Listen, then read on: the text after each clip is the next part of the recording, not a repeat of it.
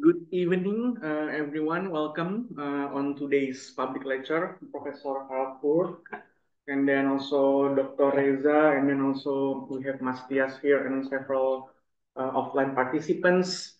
And for those who are joining us online, we have Pak Izzuddin, Pak Ruben, Pak Abror ya, and then Mbak Syafira, Pak Sunarto, Pak Iyat, Nilu Gede, and then Mbak Prima, Pak Boston, and then Mbak Fernanda.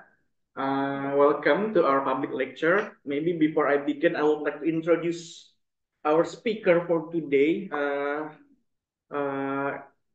in the right side of mine, we have Professor Dr. Harald Pur. Currently is a adjunct professor of the Hertie School in Berlin, and soon to be our adjunct professors too, if I remember, yeah, in the next week. And then he also professor and chair in the International Politics Department, Faculty of Economics and Social Sciences in the University of Potsdam. And then various expertise and then various experiences that he has been helping the World Bank, also York University, and also University of Constance in Germany. The Professor Harapul is currently focusing its research on the climate governance, also climate change.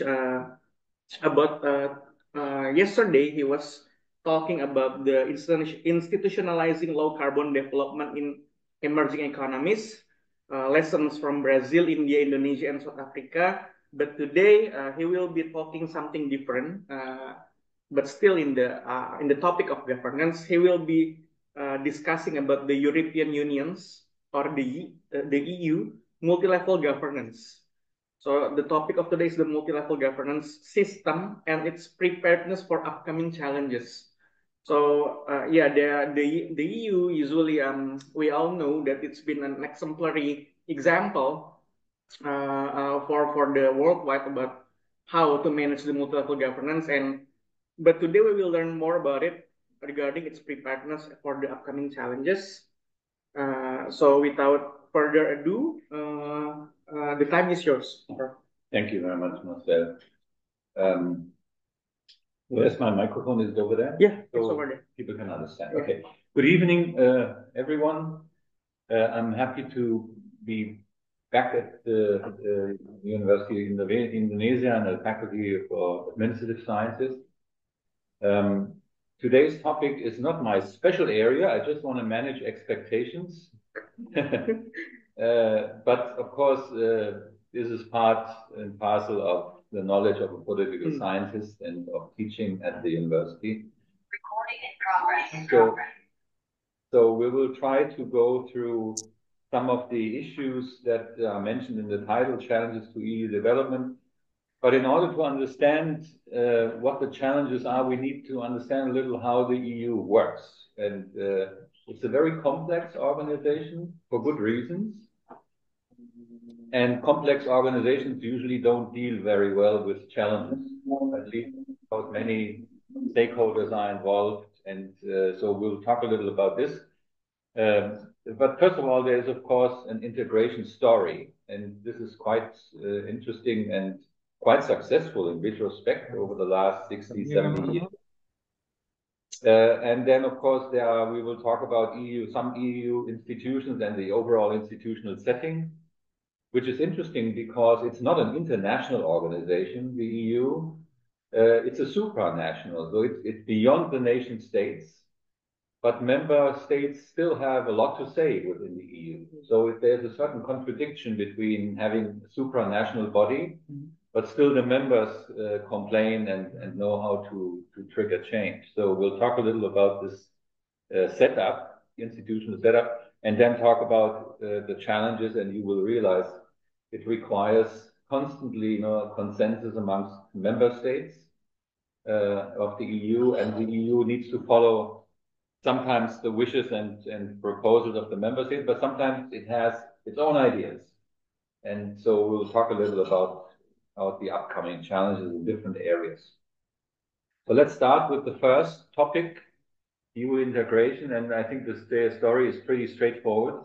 Ever since 1957, so 70 years in a couple of years, the Treaty of Rome founded the EEC, the European Economic Commission. So the wording is Economic Commission, EEC, because the initial project was to compete with the superpowers a little, the emerging superpowers, the Soviet Union on one side, the US on the other, and China didn't yet produce major goods and services, so it was still a very poor developing country. Same to India, same to Brazil, which are now emerging markets. But in the post-World War II situation, it was largely a political project also to unite the continent, which has suffered enormously from the Second World War. And there were lots of EU programs, EEC programs to deal with it. But they started as an economic project. I think that's important to know, to lower tariff barriers and ease trade, particularly in critical areas such as steel and energy. Yeah, so it started economically. The economic contact was and facilitate economic development, which was partly related in 57, 10 years after the war, with Reconstruction. Europe looked still destroyed in the 1950s. The EEC expansion then took place all the way up to 1980, with a very strong focus again on trade and development and better economic integration, collaboration. And you will probably see this in these graphs. This was 1957. This is the core group. The core groups of countries, Belgium, France, Italy, Luxembourg, Netherlands, and West Germany. About 168 million people lived at that time. About the same size of the US at that time, in 1957. And then came the UK, Ireland, and Denmark. Then came Greece. In 1986, Portugal and Spain, after the democratization, they joined. East Germany came in 1990 as part of Germany. And in 1992, something important happened, a very radical approach. We want to deepen this project, go beyond the economic project into a more political and a joint supranational project. This was the time when globalization started. And so the idea was to have joint economic relations, joint foreign affairs, defense and home affairs should all be better coordinated and integrated. So this project was beyond the economic part, also for social issues, for labor markets.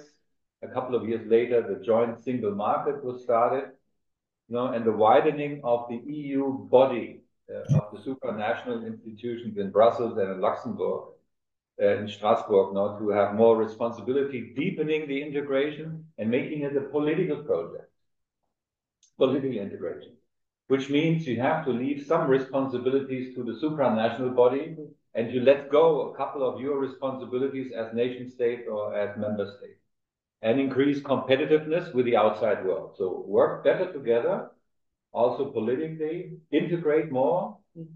And during the era of early globalization in the 1990s, when everything changed, the Soviet Union had collapsed, China was rising, India was partly rising already. The European Union had this project of deepening Europe and making it also a political project. EU expansion then also included Eastern Europe in the 1990s. And of course, last not least, a joint currency, which is a major thing. Right? Because once you let go your own currency, your monetary steering goes away. You cannot manipulate anymore your currency to work in trade. The exchange rate is set independently by the European Central Bank and not anymore by the national central banks, which means you're lost. You lose some of your steering mechanisms for your economy. So a major project started in 2002. There was a test phase with the European Monetary Union in 1999 to see if it works, and 17 of the 27 member countries started introducing the euro. And as you know, there has been a financial crisis, so we'll talk about this a little later. So this was, again, expansion. So Austria and Finland Sweden joined in 1995, and Austria has for a long time, surprisingly, been outside, although it's in the middle of Germany. And of course, now Eastern Europe comes on top. Now we're talking about 456 million people. So roughly twice the size of Indonesia, not fully, but a little less than twice the size. With Cyprus, Czech Republic, 10 new members all of a sudden started joining. It really becomes big. And then comes Bulgaria and Romania for the final steps. Of course, also interesting. And now we are talking about 488 million people living in the European Union. This what it looked like in 2013. That's all you see. There's a couple of former Yugoslavian countries outside. Norway and Switzerland are not members of the EU, but they are associated members with special status. And if you're interested, I can try and summarize some of their experiences. England, and Scotland and North Ireland are still on board, but then they leave 2016 with the popular vote by 52%. They now regret it. And of course, it's a delicate situation now, what will happen in the future and what will be the approach to collaborate. It's so close, it's almost a part of Europe, but they want to go their own way, or at least that was the election result at that time. But now the new government wants to approach the whole thing. We'll talk about this a little later again. But that's for the time being the size of the European Union, 28 minus 1, 27 member countries with the Brexit. We cannot go through all of it, but it shows you there were single initiatives on the left-hand side. They all finally were channeled into the European Union, different economic projects, different kind of initiatives in terms of trade, all led to political cooperation, led to finally the EU as a supranational body. And I think now you can probably summarize it. It's now the third in terms of GDP right now. First is depends a bit on the exchange rate. US and China are number 1 and 2. Probably still with realistic exchange rates. If China is already bigger than the US in terms of purchasing power parities. And Europe is number 3. But it's still giving its purchasing power. It's still the largest consumer market with high incomes for consumption, the largest exporter of goods and services, some market leader in environmental technologies, climate-related technologies, future technologies, one would argue, that are needed in terms of energy provision. Solar power was developed largely in Europe. Now it's the market leader in China. So geothermal, there are patents, lots of patents, and so on and so on. So market leader in some of the future technologies. Convergence, that's an interesting thing. Now we will show a little graph a little later. So that the incomes of the different member countries converge over time. It goes back and forth, but over the years, over the decades, the income in each of the countries, the per capita income, came closer to the others. So it's not kind of more inequality, it's more equality amongst the member states per capita income per each country. So high levels of social spending. So it's a social market economy, essentially.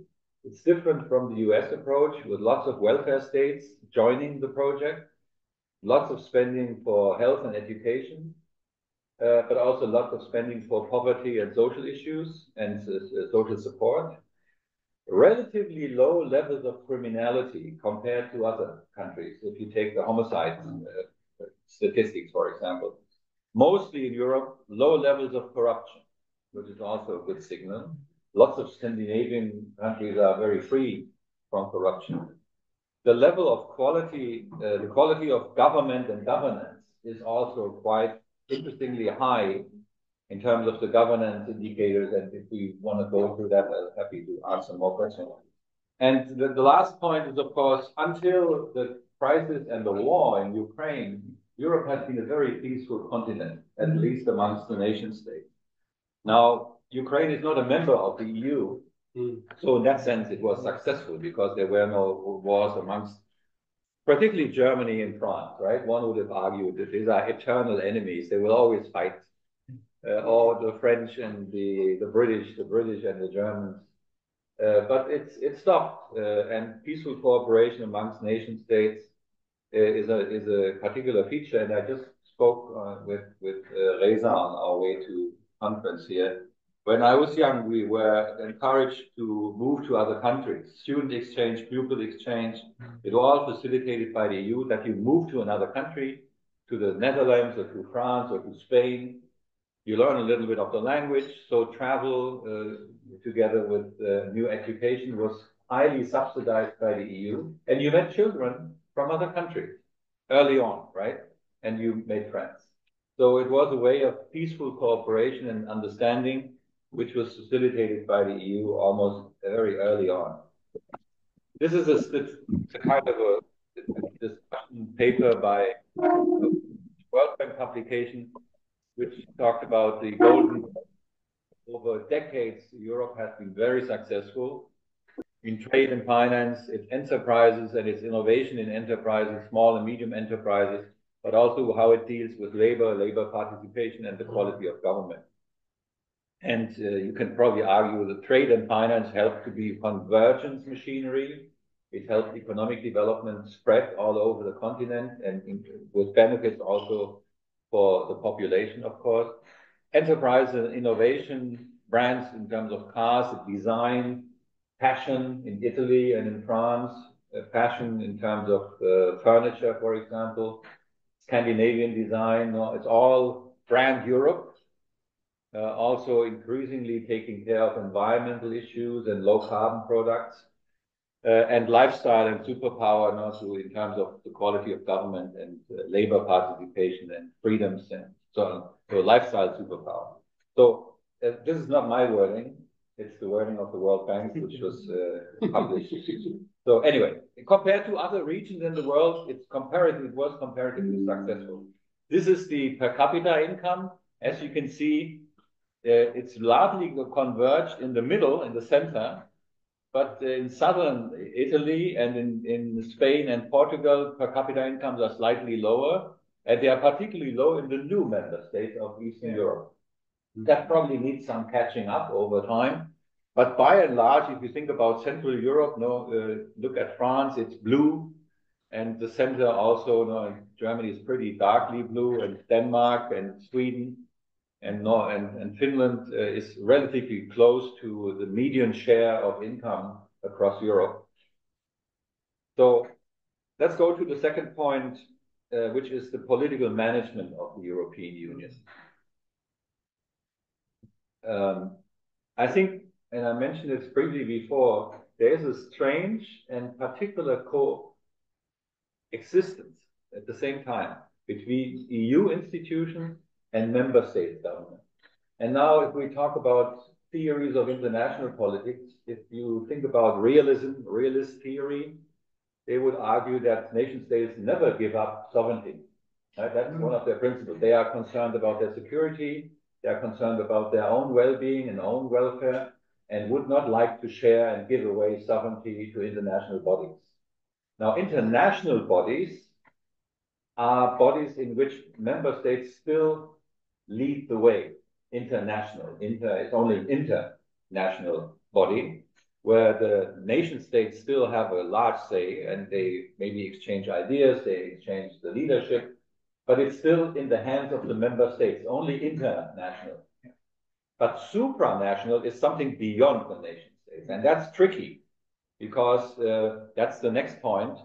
It's still there's a lot of policy coordination amongst member states. They behave as if they were independent states, but at the same time, you have a European Parliament. I'll get back to this, which is a supranational body, which is beyond the nation states, making decisions. Also, the European Commission making decisions for all the member countries. So they gave up sovereignty for another body that now makes decisions. That's unusual.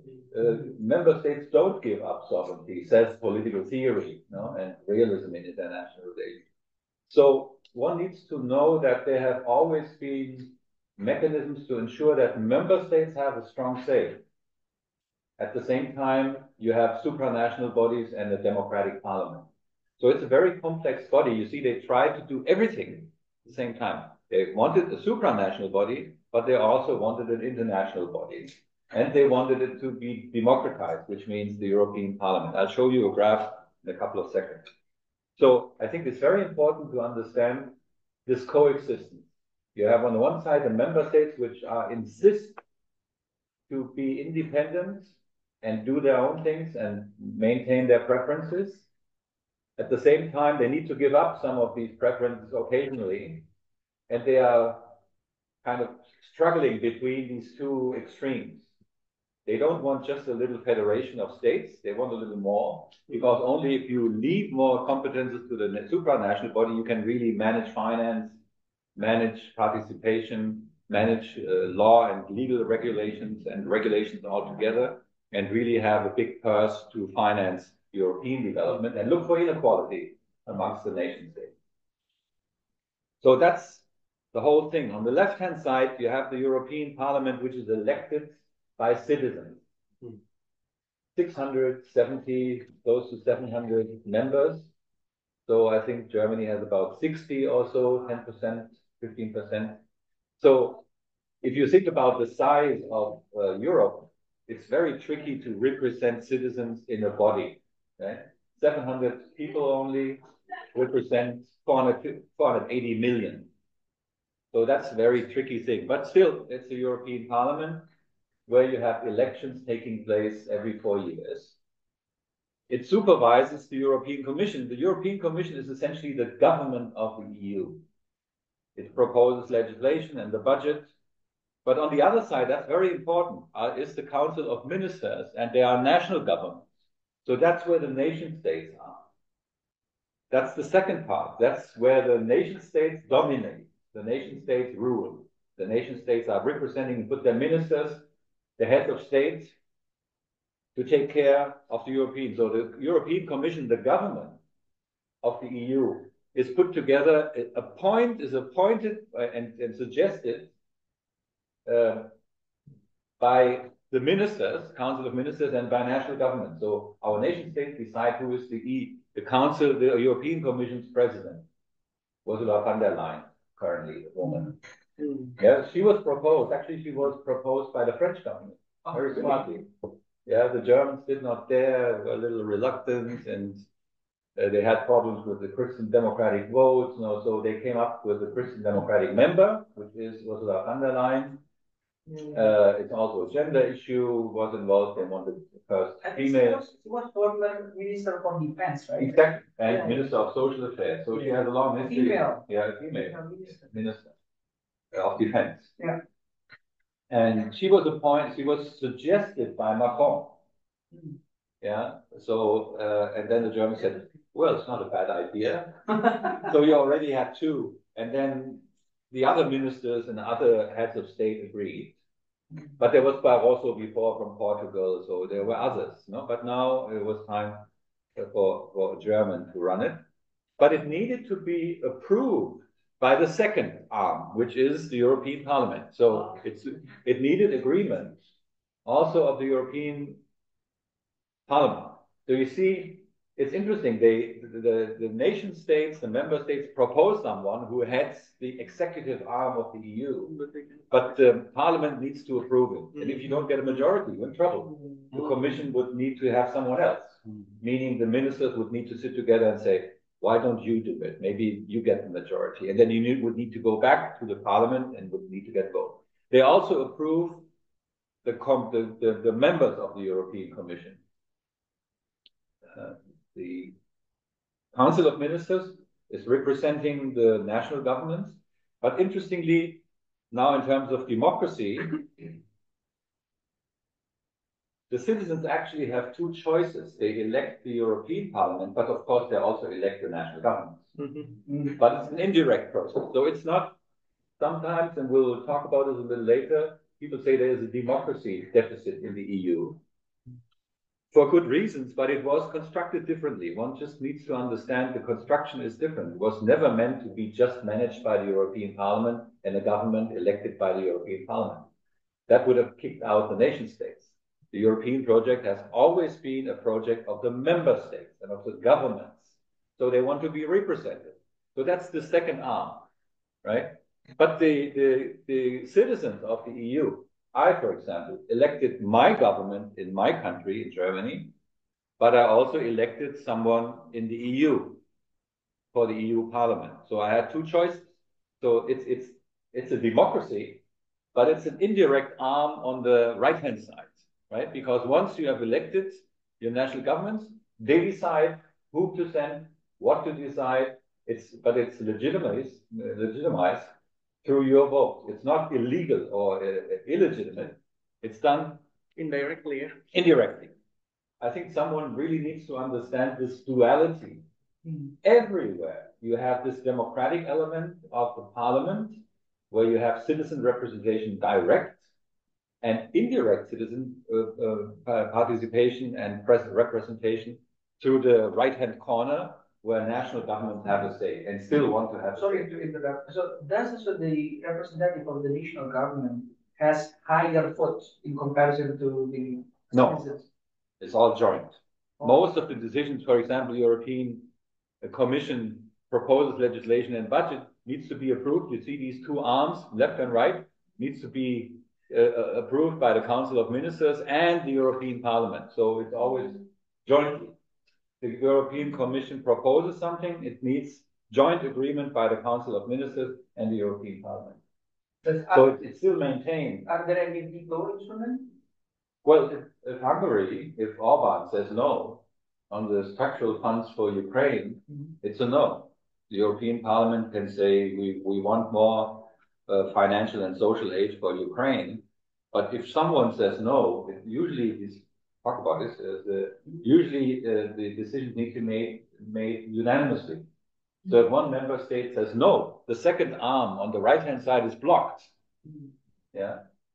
So you need agreement of all the Council of Ministers and national governments, and you need approval by the European Parliament. This duality, I think, is very important to understand why some of these decisions are so tricky. Because even if we would have a majority in the European Parliament by taking care of migrants or refugees, there's a very strong majority. Poland and Hungary, for example, would say, no, this is too much. We want more regulated migration. We don't want any refugees. We don't want any social costs. Our population doesn't want it. Hence, we block any initiative when it comes to more generous migration issues. So that's the second arm where it's blocked. Yeah. So maybe even the representatives of Hungary in the European Parliament are in favor. But Orban, as the president of Hungary, may be vetoing it. And then they need to tell him something, they need to promise him something. Then they start negotiating, and then eventually he or she may. So how many countries hold this 27. veto? All of them have the veto? Of course. Luxembourg, as well as Hungary, as well as Germany, it's all the same. Okay. So because I thought, so based on my assumption, so the democratic process of voting something based on general democratic theory, as I understood, as I'm not an expert, is based on majority. Majority. Yes. If let's say Hungary is only part of the minority, let's say from 27. It's not. It's still a legitimate government. It's elected by citizens. So the prime minister can say, no, this is not good for my country. And then he just basically proposes, it reflects the will of one government. Yeah. Of the citizen, right? Yeah. I mean, because and eventually of their citizens, because they are elected. Because the thing is, it's like so commonly happening in the parliament or something like that. By the time the minority that represent the citizen, or in this case their states, are having the zero chances to win the vote, then they just walk out, especially in Indonesia. I mean, and I would assume, so let's say Hungary, Poland disagree with the decision to support Ukraine, for instance. Ukraine, for instance. Like no, Poland is in favor, but Hungary is usually against. Yeah, I mean, so let's say 1 or 2 out of 27. Yeah. I mean, but that's why decision making is so difficult. No, what happens then usually is they need to negotiate. And all of the members agree. Yes, most decisions need to be made unanimously. Yeah. In this second arm, yeah, the first arm on the left-hand side, there's majorities in the classical parliament, right? But the second arm also on the right-hand side needs to agree. So the governments need to be there. That's the construction. That's the mechanism of international collaboration. You need consensus amongst everyone. they think about reforming it and have a qualified majority. So, but if there would be a qualified majority, then some countries would not be heard of, the smaller ones, for example. Yeah, so France and Germany and formerly the UK would negotiate, put agreement, and then vote against the other. So you want to avoid that. This is a consensus machinery on the right-hand side. And if Orban wants something that you always wanted, for example, additional funds from the EU or reconstruction funds or post-pandemic funds, then he negotiates differently. Or once he just stepped out and took a cup of coffee, then he was not present at the meeting. That's another way. You suggest him to have a coffee, and then the rest in the remaining it didn't happen often, right? But that's the way the German chancellor said, "Why don't you have a coffee?" Okay. Leave us alone for a second. And then there was unanimously, and amongst those present in the final voting, and he was outside and he came back after 10 minutes and then said, "So how was your voting?" So it was clear that he was against. So there are some, but of course it's a crux. It's not kind of perfect. But you see that you need to understand that this is the mechanism, how it was constructed. Now, of course, consensus amongst 27 is much more difficult than in the early days when you only had 11 or 10 countries. So, excuse me. So, was it possible that actually, for example, you said that one or two that against the proposal, they asked them to go out. Well, forget it. It's probably a little more informal, but it's a possibility. You either negotiate as long as needed, so that's why they negotiate all night long sometimes about a proposal based on what's happening here, because it needs to be approved by all. So either there are financial issues or pork barrel trading, or you get something for your vote. If you help me here, we help you there. So typical kind of negotiation amongst government. You have a cup of coffee, forget it. I think this is not a standard procedure. But that's the main. It's a way to deal with it. But there are ideas to reform it and have a kind of a weighted voting or something, where the vote from Germany is a little higher than the one of Luxembourg, which is the smallest one. But at one country, one vote.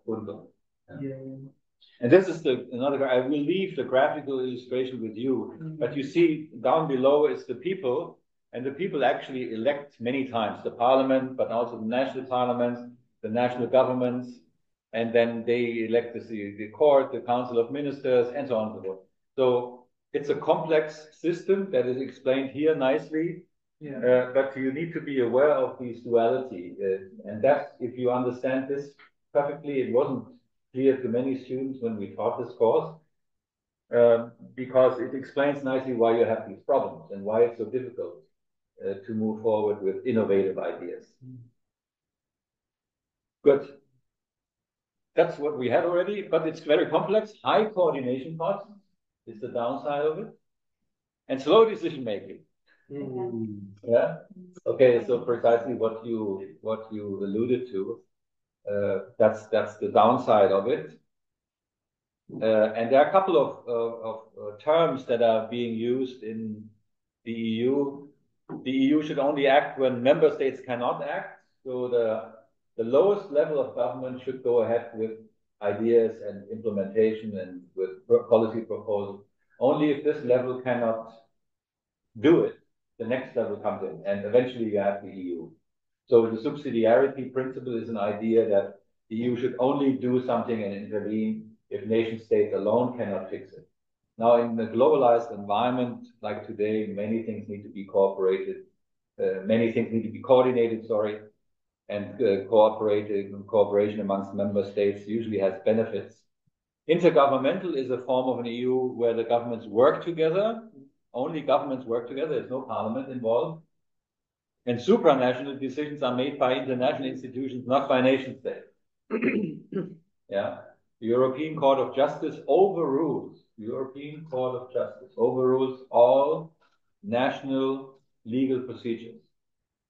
So if someone complains, if you complain at the local level, you don't like it, then you have a revision at the national level. If it doesn't work there, you can go to the European. Actually, some citizens complained at the European Court of Justice because they felt badly treated in their national justice system. Interesting. Yeah. So the European Court of Justice is the final decision maker. It's a supranational body beyond the nation state, beyond the legal courts of your nation state. So if the European Court of Justice overrules the Bundesgerichtshof, it's over, right? So by the time they are not satisfied with the decision at the national level, they can appeal to the Supreme. You can appeal, you can go up to the, if it's accepted, if it's in their responsibility. So it's not every kind of I see. trouble between you and your neighbors, right? It's not a European court, interesting thing, no? But it needs to be qualified, and it needs to have a larger impact and implication for the EU. It needs to be an issue that has a broader implication, which goes beyond the nation state. Otherwise, they would probably stop doing it. But in principle, you're right. The European Court of Justice is the ultimate decision maker on a court issue. Good. And co-decisions need to be taken jointly by the Parliament and the Council of the EU. We said this before, right? Good. Okay, let's talk a little about budget to manage a little bit your knowledge. $2 trillion for the next 7 years.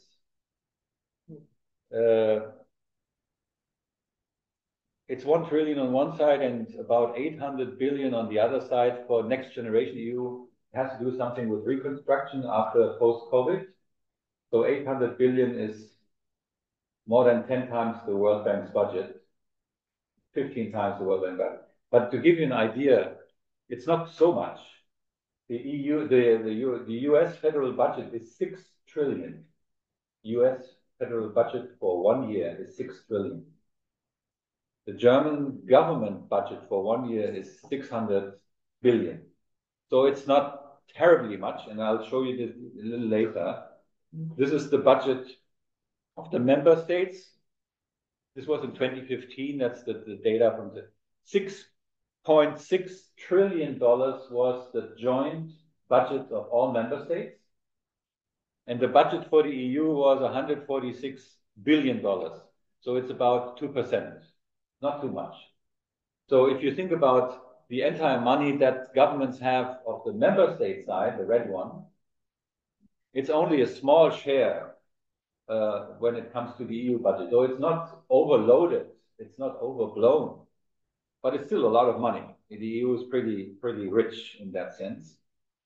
And it has a 7 years budget of $2 trillion for lots of services. For example, for the single market, innovation and digitalization. The green part is cohesion, resilience, values, natural resources, and the environment. You see it's pretty long, pretty big, the green one. Migration and border management is only 25.7 billion, not a lot. Security and defense, we'll talk about this as well, as also a small fraction only.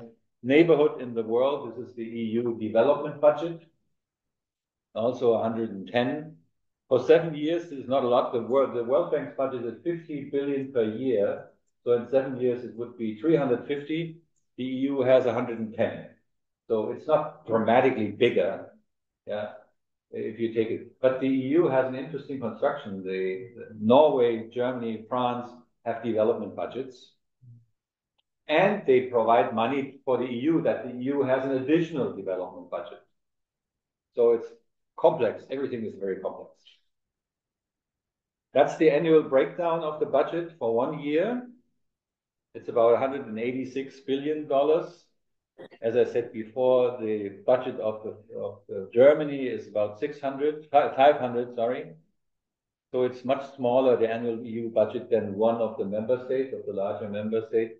And you see lots of single market issues, economic and social development, the blue one, resilience, natural resources, usually a big chunk, environment, climate change, migration and border management, a small fraction only, that probably some people intend to increase.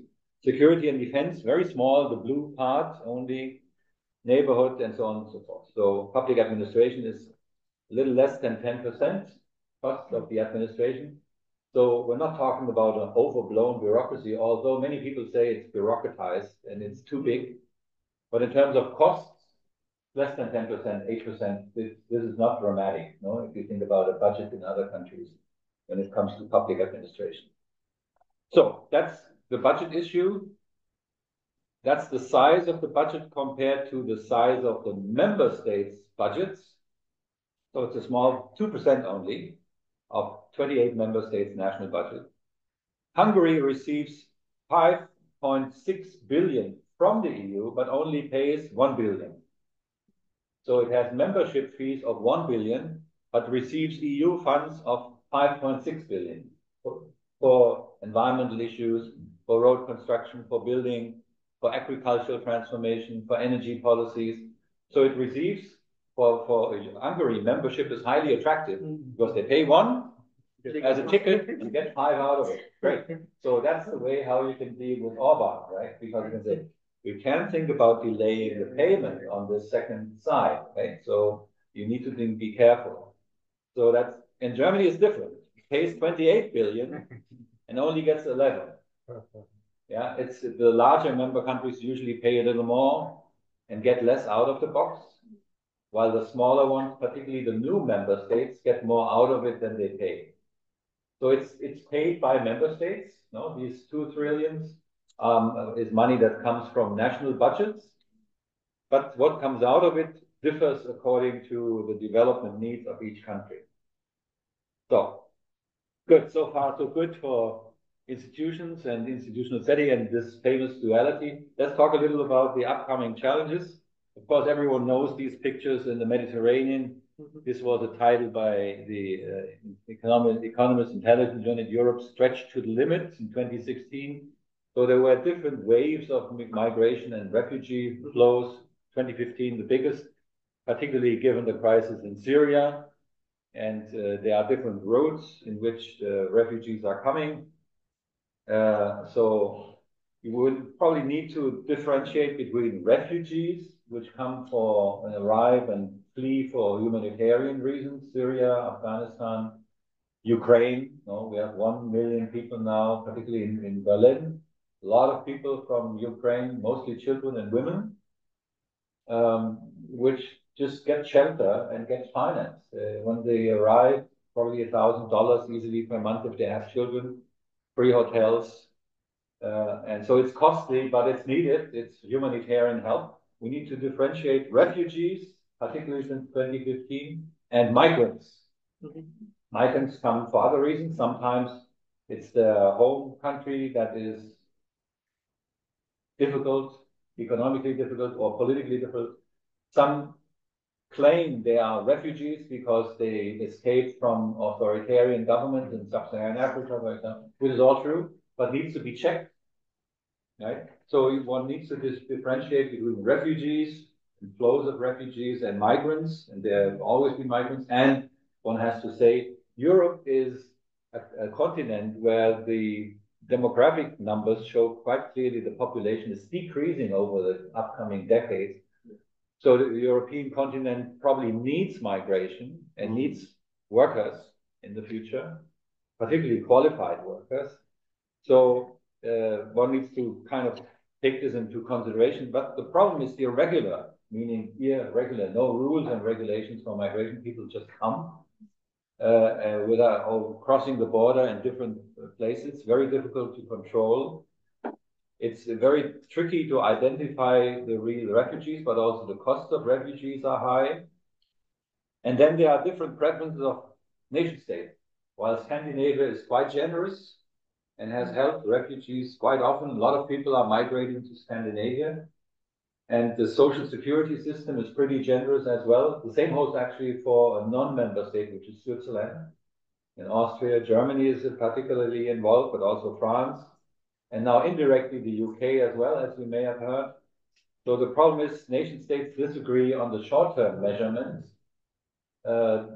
Hungary is strongly against, Poland is strongly against, except now for the case of Ukraine. They have taken a lot of Ukraine refugees because they are their neighbors. Yeah, and they fear also attacks from Russia. So there's a certain solidarity now in Poland. But for all the other refugees and migrants, Poland is very restrictive. So again, you need to find solutions for managing migratory flows and integrating them. And migration is probably needed medium term and long term. And you need to think about a system like maybe in Canada or in Australia to really make sure you have regular migration flows and irregular migration is put away. So that these are the refugees from different countries. You see that you have open borders. It's very tricky. If you live in the US, you only have one border, which is the southern border. But we have many borders and open borders where people can migrate, and they cannot be easily controlled if you live in Europe. So that's how the migratory flows. Very tricky, not easy to solve. And whenever there's a new crisis, you will have new refugees. But there are also new security issues upcoming. Tensions with Russia, we would have never thought that we had a war in Europe. And the entire European project is based on peace and the peace project. So having a war in Europe is something no one really thought about. But it has a variety of implications if you really listen to the Russian government or to Putin, that he is threatening the Baltic countries or even Poland or others, Georgia. So you are a little concerned if you need to take this seriously, or if you can say that he just talks, but you never know, right? No one has thought that Russia would invade the Ukraine and waging a war now for 2 years. The Baltics feel threatened because they are former Soviet republics. Georgia feels threatened, former republic. Poland feels threatened. It has always been threatened by both Germany and Russia, has always been between, squeezed away and moved around, right? So Poland is very reluctant when it comes to Russian aggression, which means you need to strengthen armies. We wouldn't have thought after 1990 that we need more money for the armies. Everyone was saying we have kind of demobilization and smaller armies. There's a kind of a peace dividend. But now everyone talks about rising military budgets in the future. The future of NATO is also at question, particularly if Donald Trump would be back in the presidency. He actually is not interested in the European NATO project, and he wants the NATO requirements be very different for member countries. So that's a threat. So Europe needs to think about managing its own security. But Britain, which has a very strong army, is now out, not member anymore of the EU. But they are interested to collaborate. So France is the only nuclear power. So does it mean we all go united behind French armies and then everyone kind of manages the things together with the French? Or will there be a French-UK collaboration when it comes to nuclear deterrence and armament?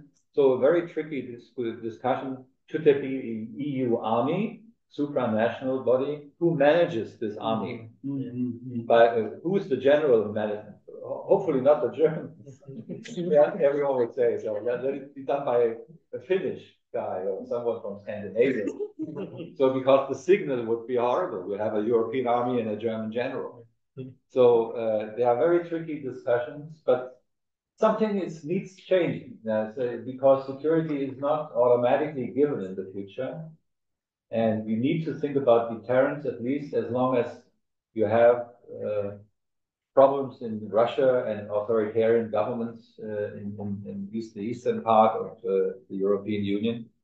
And you never know what happens in China and the Chinese Sea and the Philippines when it comes to confrontations in Asia with China. So anyway, you need to get prepared. I think that's probably the thing. And you can already imagine that there are different voices in the European Parliament who rather say slowly, slowly, while on the other side, now where you have national governments saying, no, we need stronger armies, yeah, and we need to get prepared. So anyway, this is the security part. But we also have new security issues. Terrorism, criminal gangs are all globalized. You need to think about action to prepare. As you may have heard, now there was a Taylor Swift concert in Vienna. I heard about it. And they canceled it because they canceled 3 concerts. The Swifties got mad. Yeah. So why did they cancel it? Because there was a terrorist threat. And actually they found the 3 persons 19, 16, 18 years old. I think the one was maybe.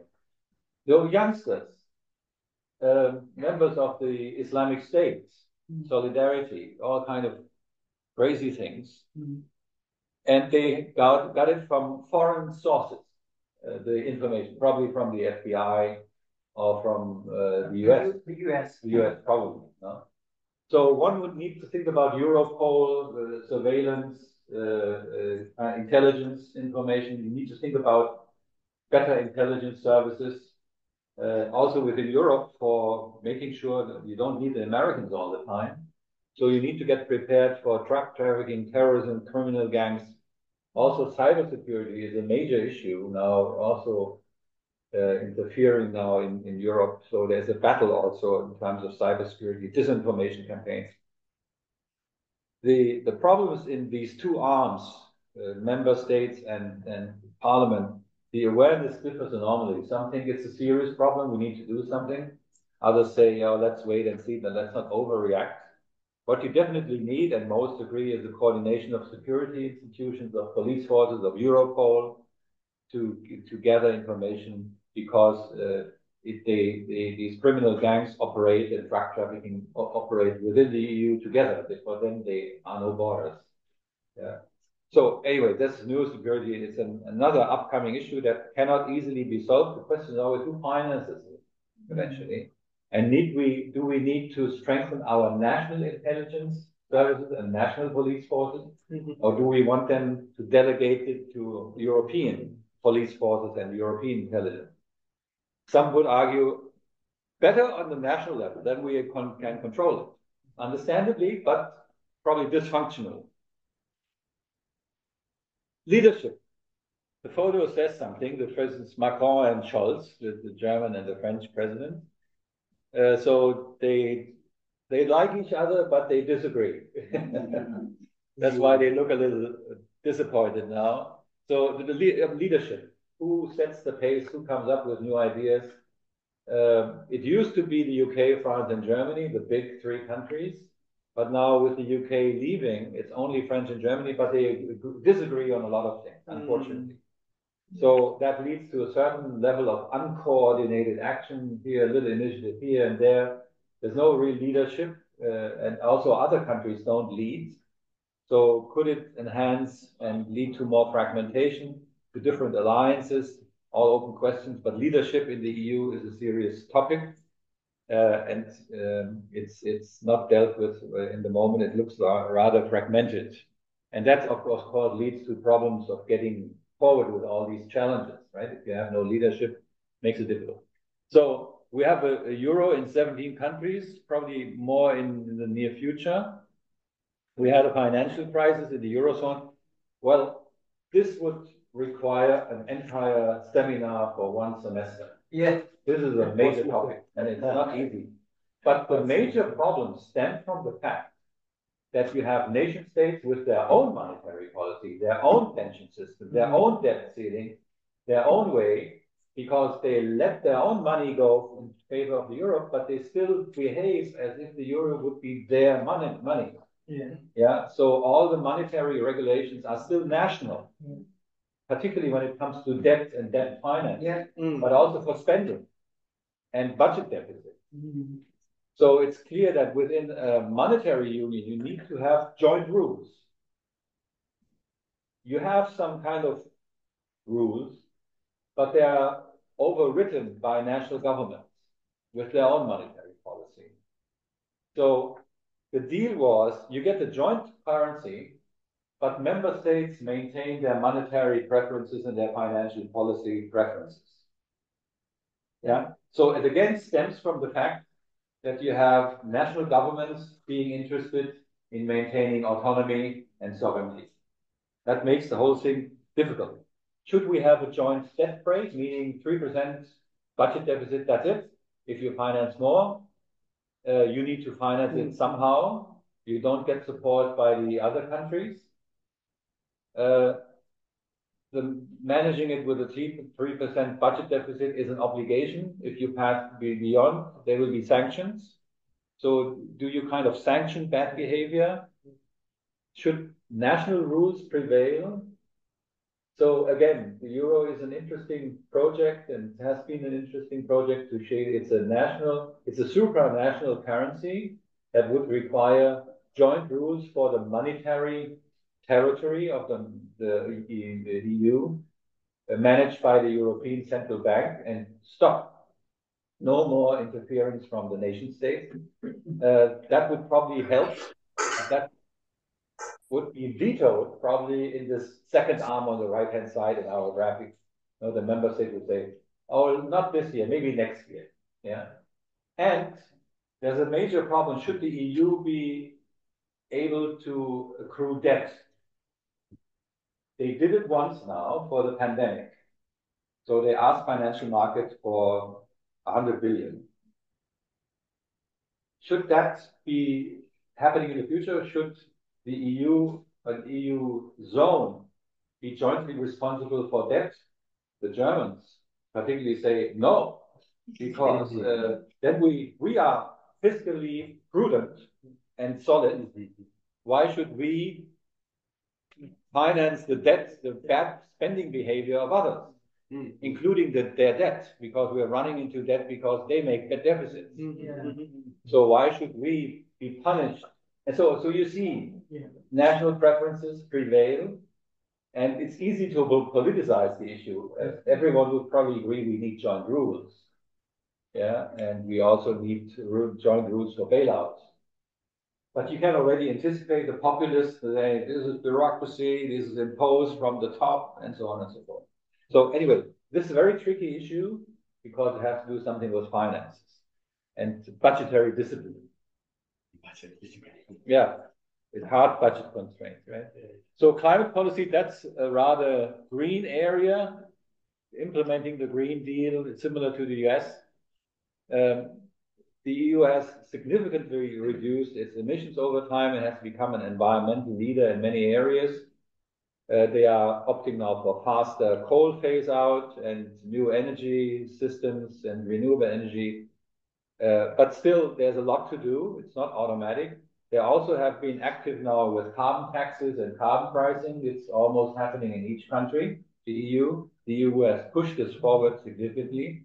The EU also wants something that I think we discussed on the very first day, which is the carbon border adjustment tax, CBAT, which means if we introduce in Europe carbon taxes, our steel becomes quite expensive because we integrate the cost of high energy or fossil fuel energy into the steel price.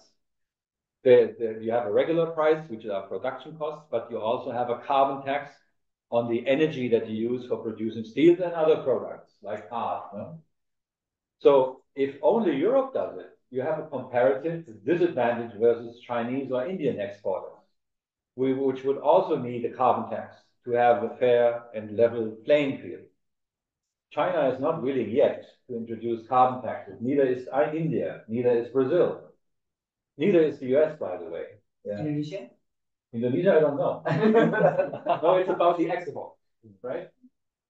So once the exports are done, are they including carbon taxes paid at national level by your national parliaments, enacted by policies through the national parliament? Or don't you include the carbon price in your price of your products?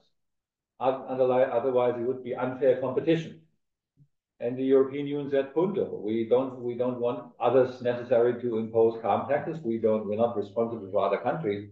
But if you want to export it into the European Union, you pay the difference to our prices in certain areas, like steel, for example, or electricity, in products generated with a high carbon content. Yeah, then you would need to artificially pay the carbon tax at the border. It's a border adjustment. So the EU acts as one country, and if you import into it, they will charge you a tax if you're not taking care of climate or carbon taxes, because otherwise it wouldn't work, right? So there's a carbon border adjustment. Energy transition, energy issues, quite clearly, energy security was very clearly addressed now in the past couple of years due to the war in Ukraine. Climate smart agriculture is a major topic. We're financing a lot of large enterprises. We need to move into smaller enterprises, better food, less meat, more vegetables, fair trade, and less fertilizers, no? More natural, more organic food. And these incentives usually are better in small and medium enterprises than in larger. And lots of products, if you would go to a German supermarket right now, there are lots of products which are vegan or vegetarian. Vegetarian sausages exist in it. Don't taste very good, but but anyway, well, if you use it, yeah.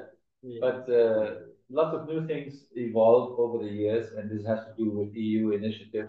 Labeling also carbon content, fat content, water content, which should be labeling on your products, which is an EU idea. Anyway, climate smart agriculture and food to improve food quality. But unfortunately, energy markets are still very national markets. They are fragmented.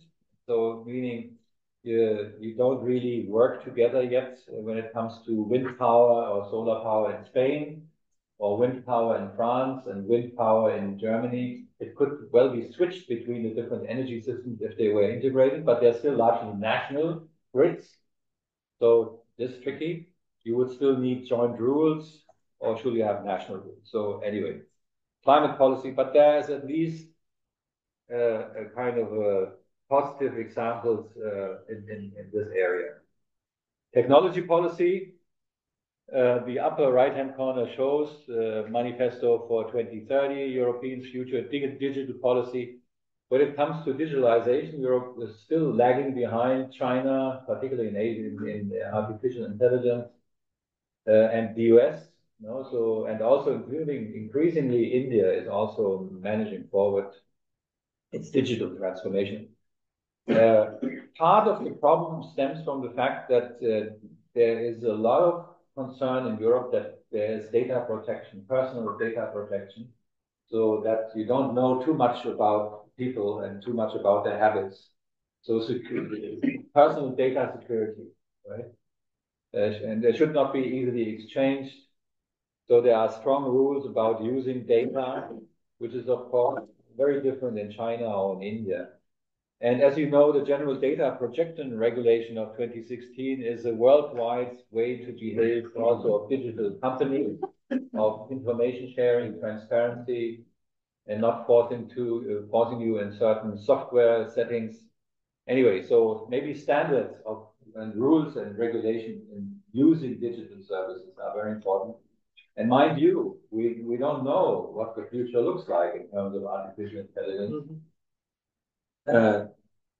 Artificial intelligence already flies airplanes, but maybe they manage your bank account. Yeah. And you don't have any say anymore. They just do it for you.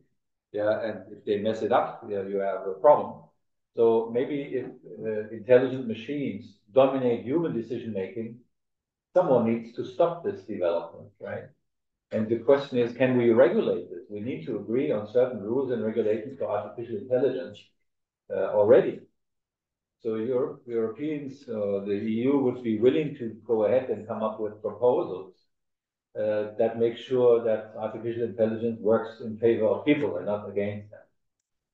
So for this, you probably need innovation funds, maybe industrial policy, moving maybe to low carbon development products, low carbon products, maybe new competitiveness.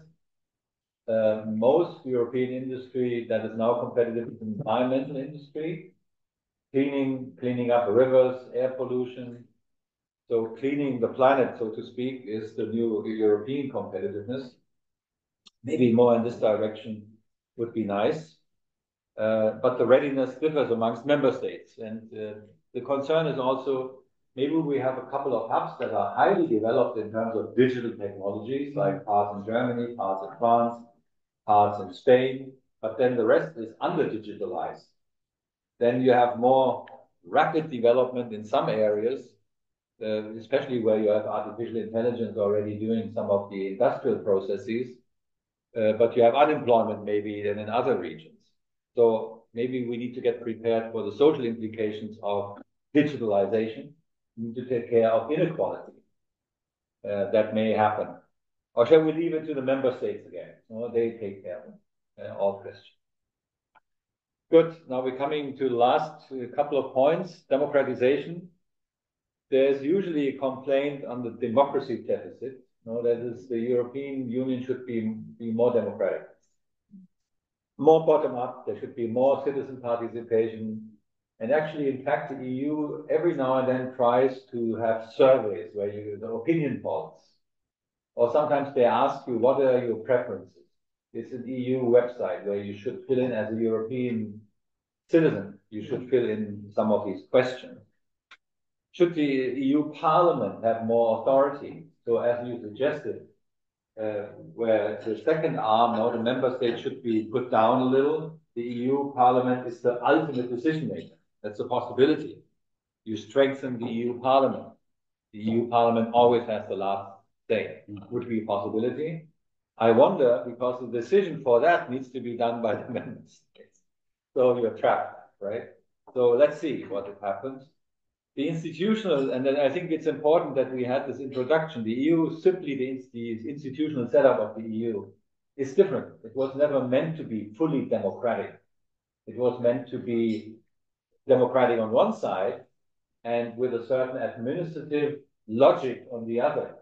It's similar, and Reza probably knows that, to the German Bundestag. The German Bundestag, we don't have elections for our second chamber. It's a representation of Länder governments, which we elect, but we don't elect our second chamber. It's different from the US second chamber. The first is, of course, the regular parliament, but our second chamber is a representation of our subnational government, which are elected, but it's government.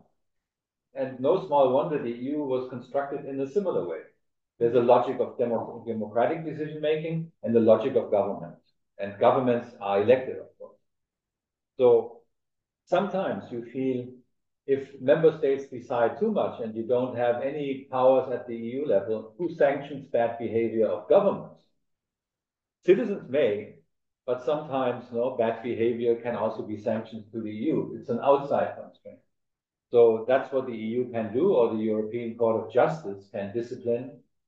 For example, when the Poland or Hungary did away with some of the independence of their courts, the EU Court of Justice intervened and actually punished both Hungary and Poland and criticized both countries for abandoning the rules for free choice of judges in their judicial system, right? Or press freedom.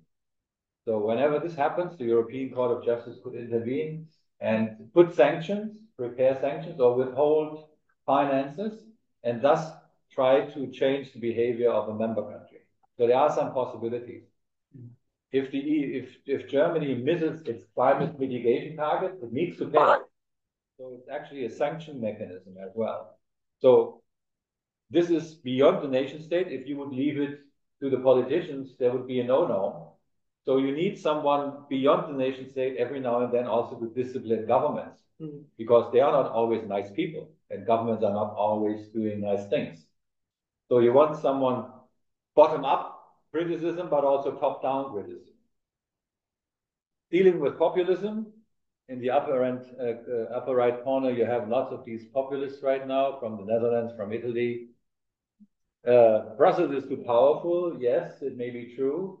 In terms simply of facts and figures, in terms of expenditure, it's not too bureaucratic. But yes, there are rules and regulations on the size of tomatoes, the color of tomatoes that it should. It sounds a little stupid. The length of salads, gurken,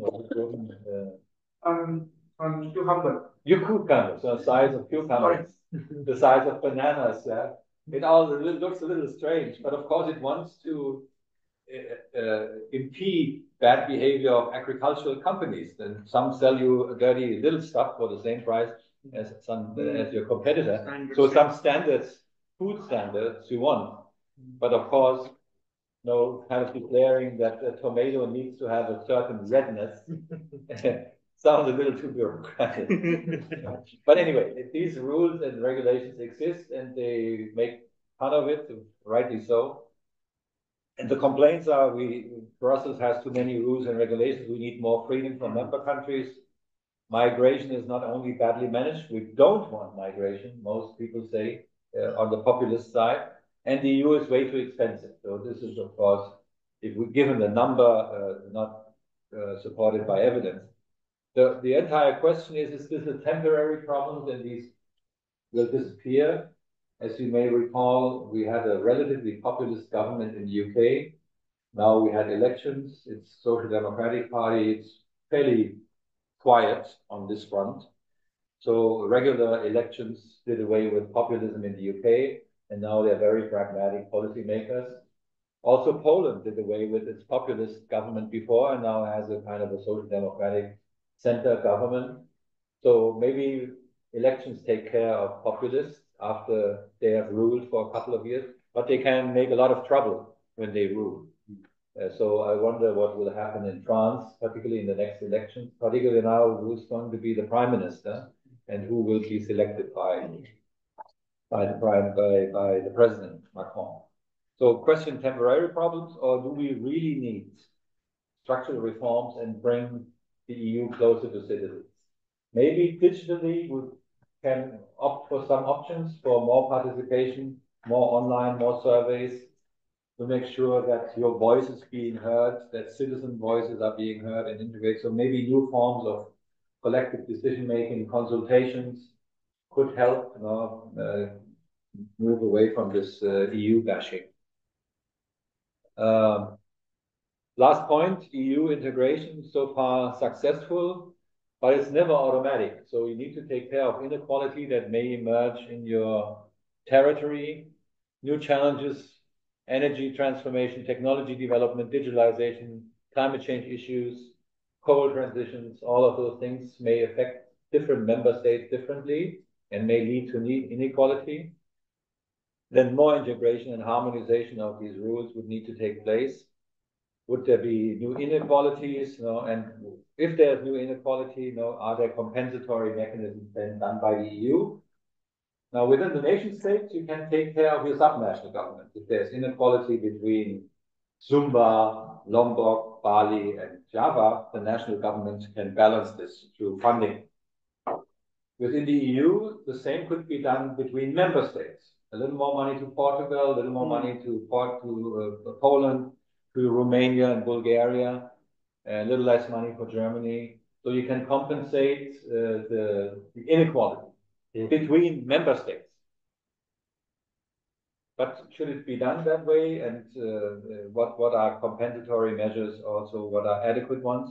European Recovery Fund, European Development Fund, coal transition funds help now currently moving out of coal in Poland and in Germany.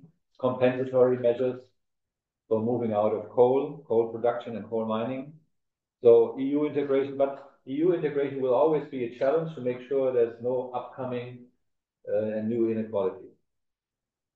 And last point is EU enlargement. Ukraine is going to be, as you may have heard, one of the potentially new member states. You see, it borders, it would be the biggest European state, interestingly, and it borders Europe at several fronts, including Moldova. So it's a candidate, maybe then, and they start negotiating already and trying to check human rights records, corruption, etc., all the list of negotiating. So Ukraine, Moldova, Georgia is on the list, particularly now, given the security threat, the EU probably tends to expand to make sure that all the member states that would like to join the EU can join now. Turkey is an old candidate, never really fully a member, but going back and forth, enjoying the benefits from the EU occasionally, but not being a full member. But all of them would have to have membership procedures. They take long, often 10 years. Now the debate is maybe for Ukraine, we should make it shorter, because otherwise they will be in trouble. Ukraine reconstruction will be a major issue. Tensions with Russia may hopefully decrease, but they still exist. Conflict countries, Ukraine may be a country full in conflict. Georgia, in particular, Moldova, is not a country free of conflicts, particularly when it comes to relationships with Russia. And everything that will be very expensive. Reconstruction costs in Ukraine and everywhere else will be very high. So, in a summary now, we're talking about structural issues, the level of integration. Do we want less or more integration? That's the debate. The populists want less. Probably most people would agree that maybe it's the right amount that we have now. We don't want more. If you would probably do a survey, most people would probably say, let's leave it as is. But a strong part would probably say, we want a little less. Few would say more integration. More power back to the member states would probably be argued, yes, but carefully. But there is also a cost if the EU fails, if the EU gets in trouble, if the EU mechanisms fail, if innovation stops, if EU funding is constrained. No, there are costs of the EU and there are costs of non-EU if you live in Europe. Yeah. We're all small countries, and we're not Indonesia. These are all tiny little countries. Finland has 5 million people. That's less than Jakarta. Scandinavia has altogether 20. You have 280 million. I mean, you can only play big if you are big.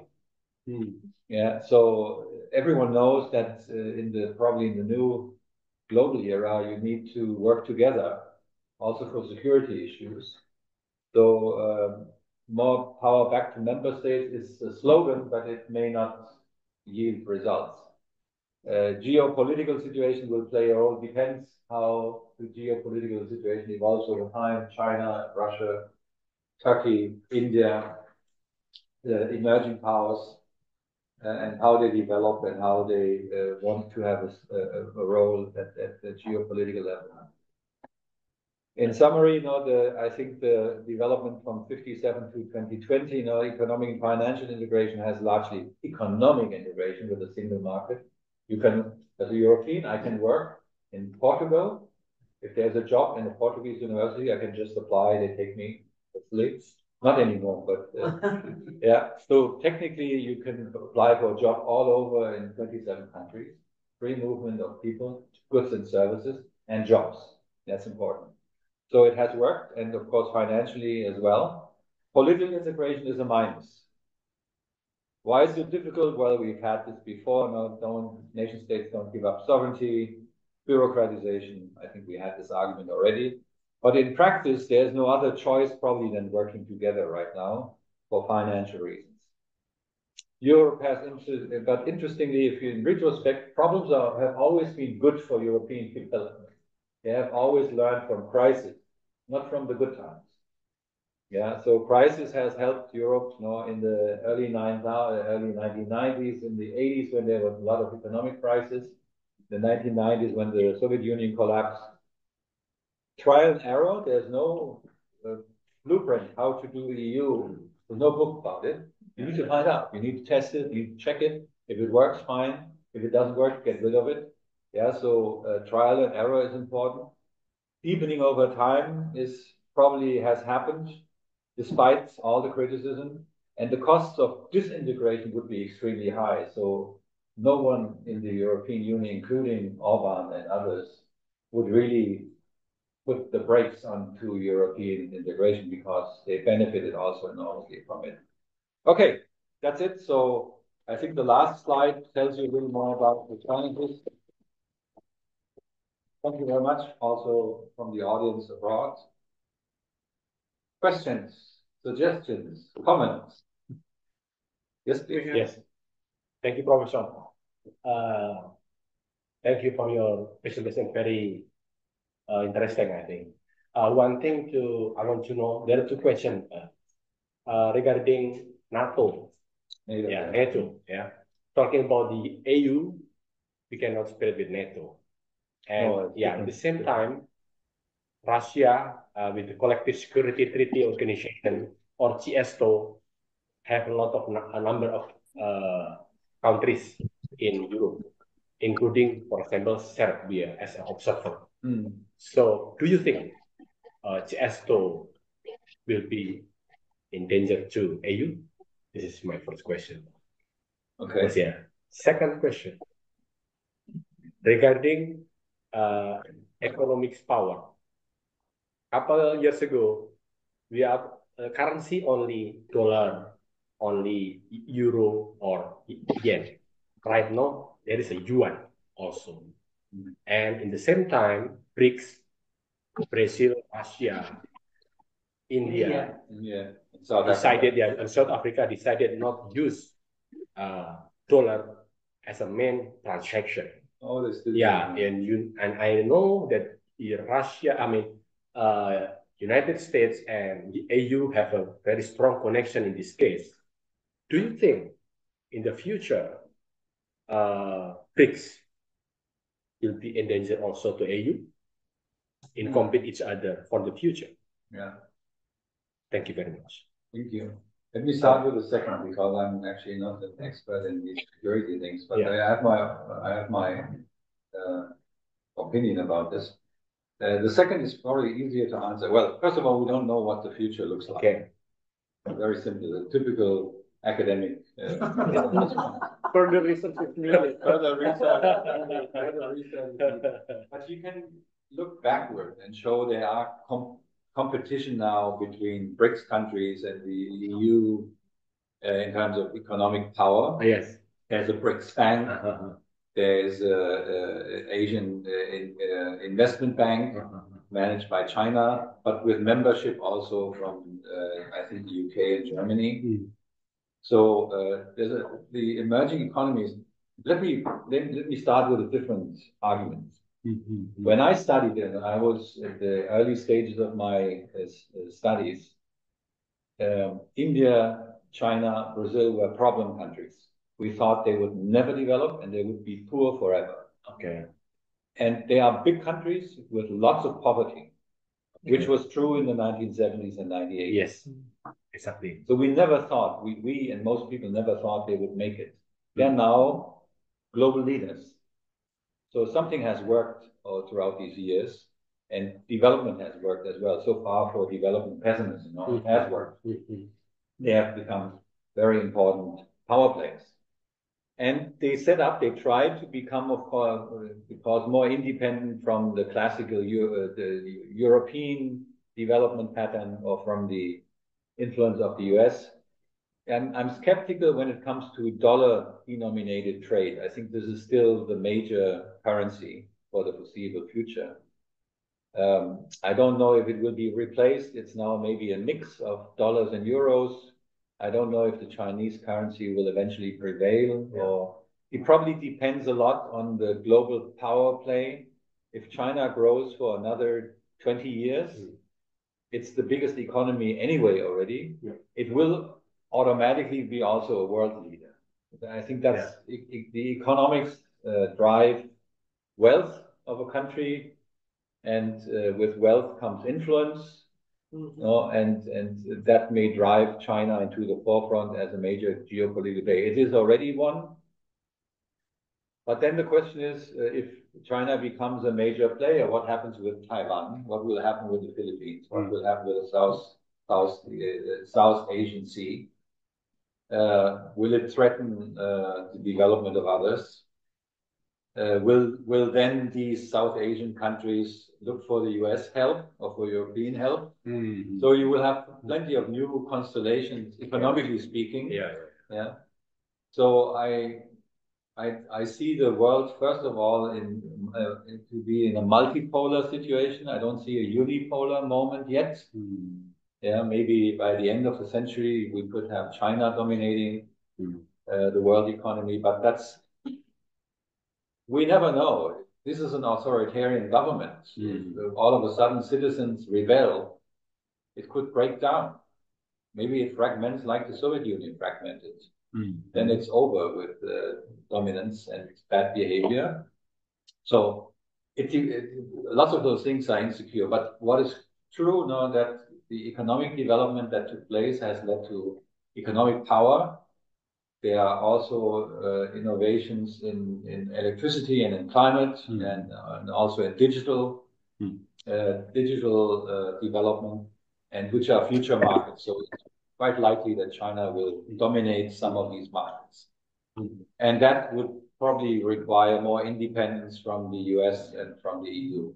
So, but then you would still have the EU and the US and China as three major powers, and maybe Russia a little, depends what comes out of the Ukraine crisis. So the first, I don't know, well, lots of things will depend on the next elections in the US, how the next president or the female president Trump will react in terms of NATO. Okay.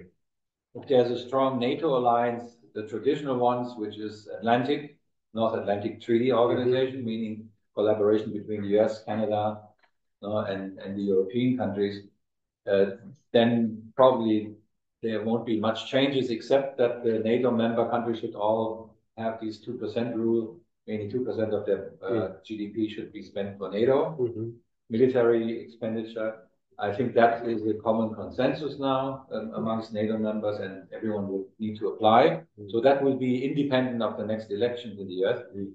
But if at least one needs to anticipate that, what Trump and Vance have said, they want to kind of de-link European NATO expenditure from the US NATO expenditures, and would require more independence. Europeans should take care of their own security or pay for it. Yeah. So these are all potential fragmentations, that we don't know. That would, of course, benefit other rivals, particularly Russia. Russia would be interested in Trump as a president. That theme speaking.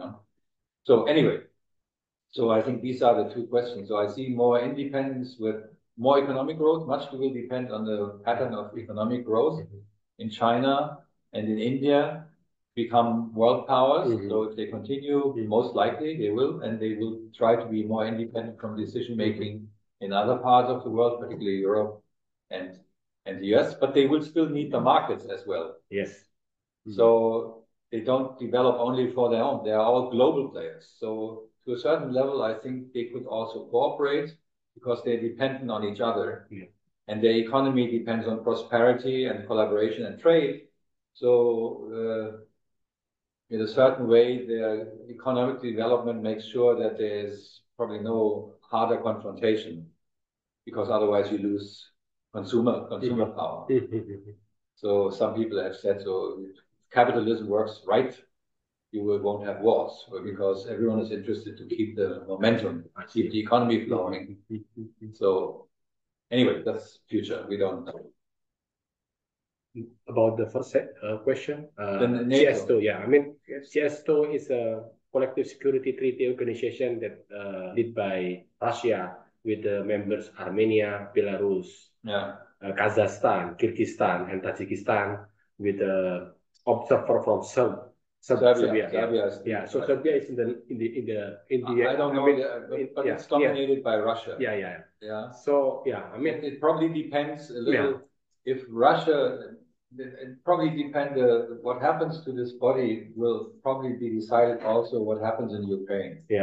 If there's a peace treaty, hopefully anytime soon, and Ukraine can secure its borders, and the war is over, then the question is what will happen to the security cooperation amongst these states. Then the next question is, if the security situation worsens, then will these countries help Russia or not? The next question will be, if Russia becomes weaker after the war, it has a lot of costs imposed now, it has a lot of sanctions to manage. So what will happen in Russia in the next couple of years? Will Putin prevail, or will we have a government change? But China still help Russia in this case. Yes. But Russia depends. It's a government. It's who, and it's Xi and Putin. But what happens if there's a government change in Russia, or it fragments, or we had this with Prigozhin. It was almost a rebellion. So it's a very fragile situation also for leadership in Russia. It's highly concentrated in a couple of people in the Russian elite. It can also fragment, and there can be rebellions. again, we don't know, but it depends on what happens with Russia in the next couple of years, how powerful the security organization looks like. The other players are Kyrgyzstan, Tajikistan, are all minor players. It's only a security kind of union. But I don't see them as a threat because they don't have military power except for Russia. Because nuclear power. And I think it's very near from east, from Russia, go to Western. AU is very near. Couple hours, they can, for example, attack. Russia, for example, decided to attack AU countries. It's very near.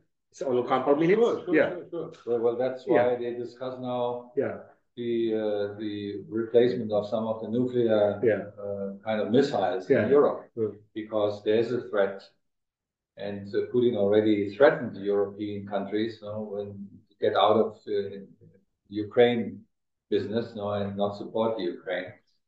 So you're right, but it depends on the development. That's my point. I'm repeating myself. It depends on what happens to Russia, largely in the next couple of years, and what will Russian development look like when it comes to the security union of these countries. Okay. I actually don't know much about it. That would be my answer. All little players and one big player. Okay. And so depends what happens with the big player the next couple of years. Fortunately or unfortunately, we don't know. Yes. Okay. Thank you anyway. Thank you. Really appreciate it. And then, so thanks very much. So about a very interesting presentation. I did have a course on EU back to 14, 15 years ago. Oh, yeah. But at the very beginning, I was quite optimistic. You had a lecture or you were in class? I was in the class, but there was a guest lecture from Brussels during that time, explaining about EU. And I was the only Asian in the class. All of them, all colleagues also are from EU. So at the very beginning, I thought I was really optimistic as to learn something, insights, as kinds of materials as to how the Asian should, to some extent, follow the EU. And then by the end of the session that I had 15 years ago, I was changing my mind. Yes. ASEAN should be as it is right now and should not follow EU. Yes. Because of its complexity. And then 15 years afterwards, following your presentation, it's still there. I mean, my argument is still the same. So because, as you said, EU is very attractive in terms of producing positive economic impacts, especially for Germany, I would say. But it's really, really complex, as you said earlier. So, but because they are sacrificing their sovereignty, so to say, and then their true behavior will appear by the time the price is there. And I was to remember by the time I was visiting Germany, I think before the pandemic, and there was a news showing that it's only several countries, including Germany, they would like to bearing the responsibility, while France is like don't care about the crisis at all, and so on. So the sovereignty and also the consequence of having that kinds of multi-level governance decision-making systems is a major drawback, because the decision-making process will be consequently longer and takes longer time to have a decision, right? Although I believe it shouldn't be that ideal, so because the politician needs to find something to accelerate the process and also accommodate their interests. But my question is, from your point of view, as a German citizen and a scholar, living in Potsdam, really close to Berlin, do you think ASEAN should follow the EU? I mean, to also form a supranational kinds of organizations? Or ASEAN should remain as it is, but with some updates? And the second question is also for the EU. Do you think the EU should somehow going through the line, regards to the fact that it's getting more and more complex? So because this is my point of view as an external non-EU citizen.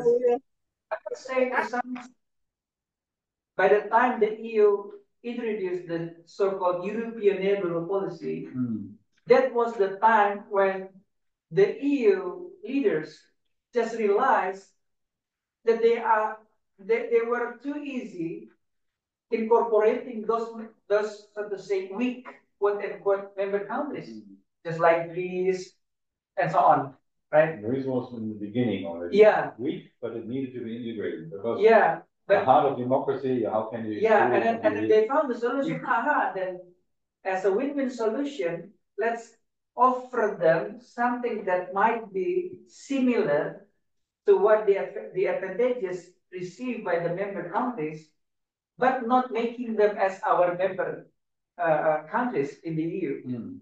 That was the solution that I found from my perspective in the solutions. But right now, since the geopolitical situation is like very unanticipated, actually, I would argue Germany has been trying to anticipate in Russian, so to say, aggressions earlier, but Germany does not expect this will happen that soon, right? Because if we are talking about the energy, so the German government already predict at one point Russia perhaps can cut off the supply of oil also from Russia, right? The gas, and trying also to build the wind energy and so on. Yeah, but it's too late, so to say.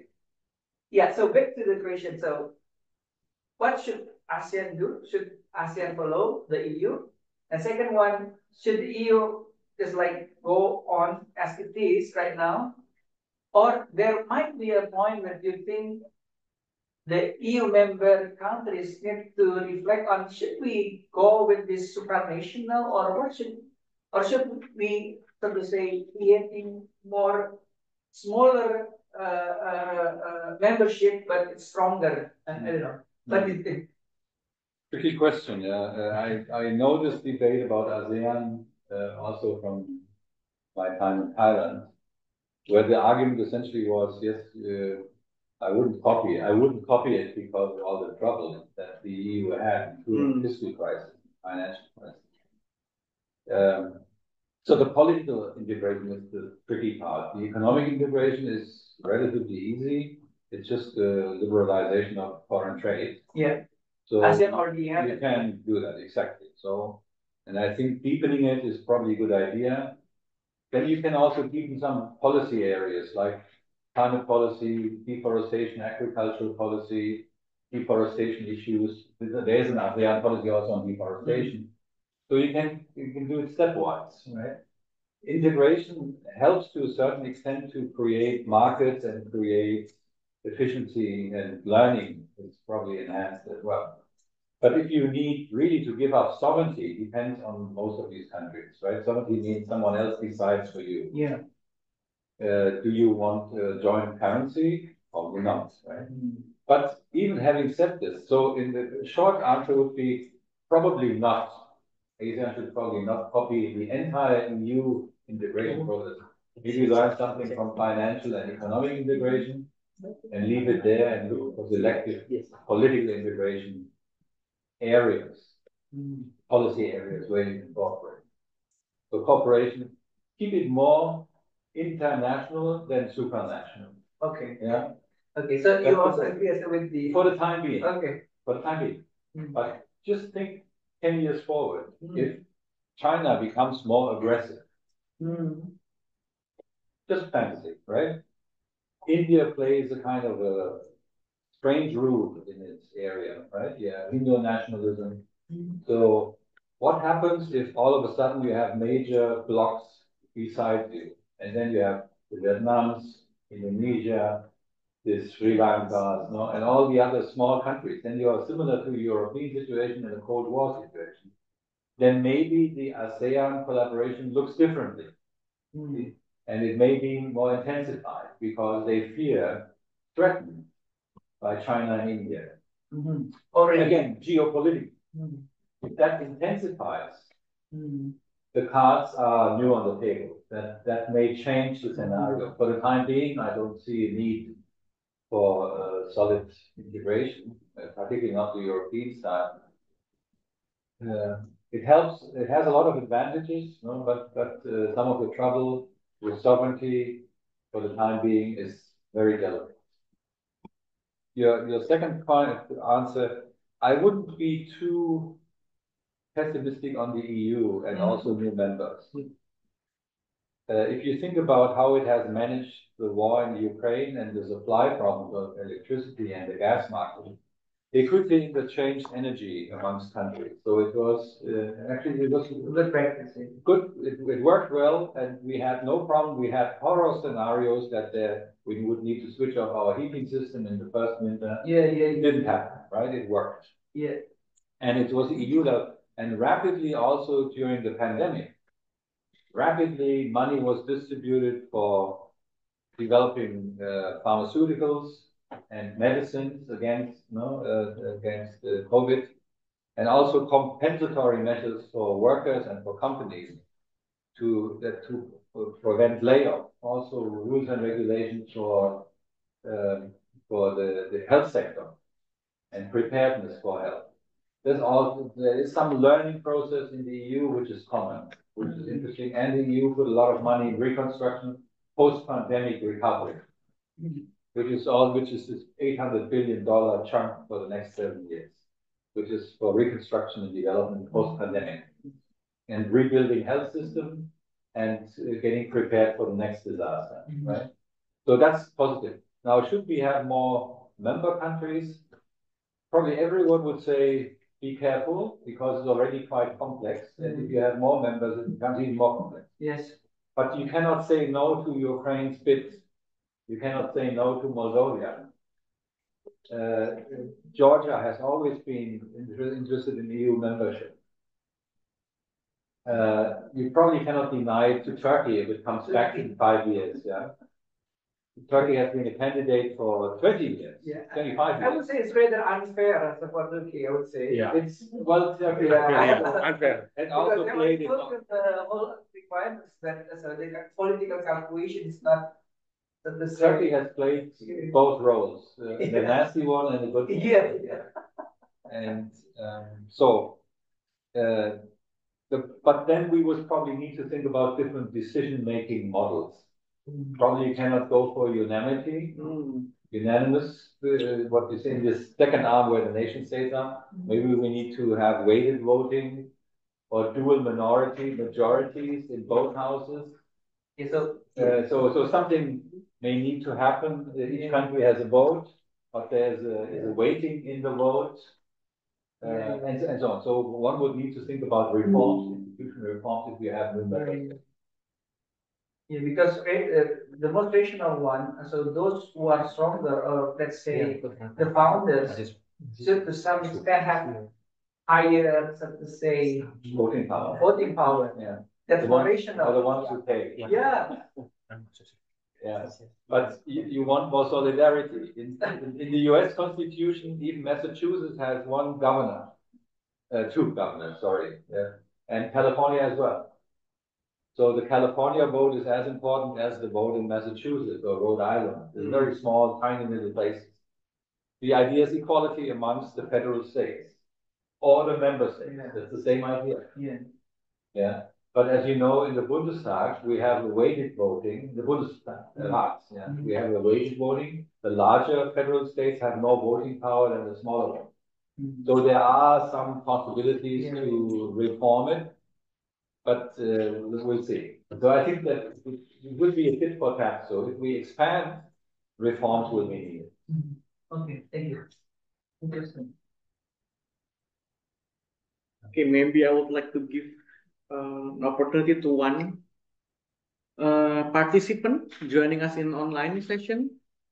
For those who joining us in Zoom, maybe if any of you want to raise a question, please. Raise your hand. Raise your hand. No one? Yes. No one? For those joining us offline? Late in the evening. Yeah, true. That's why. Some probably look television. Okay, so if there is no more questions, I think I will wrap it up because it's been a very long day for you, Prof. And that's okay. Yeah. From today's lecture, we have learned many informations and interesting ones. It's like I'm having an EU 101 lectures today, right? So, Prof started by saying that it started small at the economic community level, EEC, and then more country joining, more complexity, more security issues. And then these problems is finally managed by EU Commission, Parliament, as well as councils and courts of justice. And the more it went on, we have more future issues, migrants, financial and budget security, war at bay, climate policy, energy, technology, democracy deficit, populism issues, EU integration, enlargement, and so on. Even we are talking about the size of the tomatoes and then the color of tomatoes, right? And then as a bad example of EU regulation. Yeah, from the very macro ones to the very micro ones, right? And then future questions for us. Maybe this is something that we need to think about homework for us. Maybe we need to reconsider the level of integration, more power to the states. Should we go give the power back to the states, or should we keep it as it is? And then think about the costs of the non-EU member, geopolitical situation, and so on. And I also have a couple opinion regarding the topic today, Professor. Maybe we should do numbers on these countries. I mean, we have 27 countries. Each of them is performing things. Each of them is allocated budgets, right? And then we can see the relationship between the budget and then the performance thing. And then we can make, let's say, maybe we can make some maturity index. Interesting. Right? For those who are already capable, for those who are already producing a lot of economic power, maybe you can slow them down. I mean, you don't have to take care of them, and then you can be more focusing on the country that has more problems, more complexities, and so on. And then reducing their involvement in the EU, and then giving more opportunities for those who are, so to say, doesn't have enough room for voices and participations. I think that's one.